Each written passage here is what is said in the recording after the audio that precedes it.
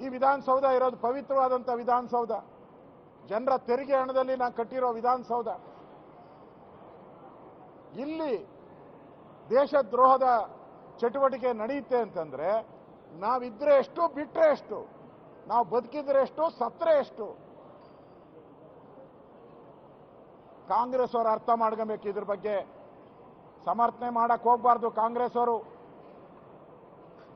ಅವರ ಹೇಳಿಕೆಗಳೆಲ್ಲ ಅವ್ರನ್ನ ಸಮರ್ಥನೆ ಮಾಡೋ ರೀತಿನೇ ಇದೆ. ಈ ಸಮರ್ಥನೆ ಮಾಡುವಂತ ರೀತಿಯನ್ನ ಬಿಟ್ಟು ಕೂಡಲೇ ಅವ್ರನ್ನ ಬಂಧಿಸಬೇಕು. ಅಲ್ಲಿವರೆಗೂ ನಾವು ಧರಣಿಯನ್ನ ಮಾಡ್ತೀರಿ. ಅವ್ರನ್ನ ಬಂಧಿಸೋವರೆಗೂ ನಾವು ಧರಣಿಯನ್ನ ಮಾಡ್ತೀರಿ. ಈ ಹೋರಾಟ ನಿಲ್ಲಲ್ಲ.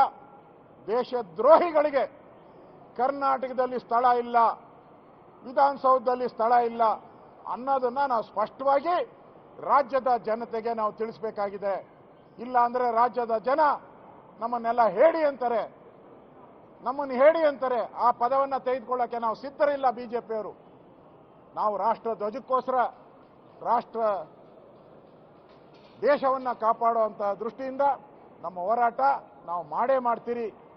ಕಾಂಗ್ರೆಸ್ ಅವರು ಇನ್ನಾದರೂ ಬುದ್ಧಿ ಕಲಿತು ಕೂಡಲೇ ಅವ್ರನ್ನ ಬಂಧಿಸಬೇಕು ಅಂತೇಳಿ ಆಗ್ರಹವನ್ನ ಮಾಡ್ತೀರಿ.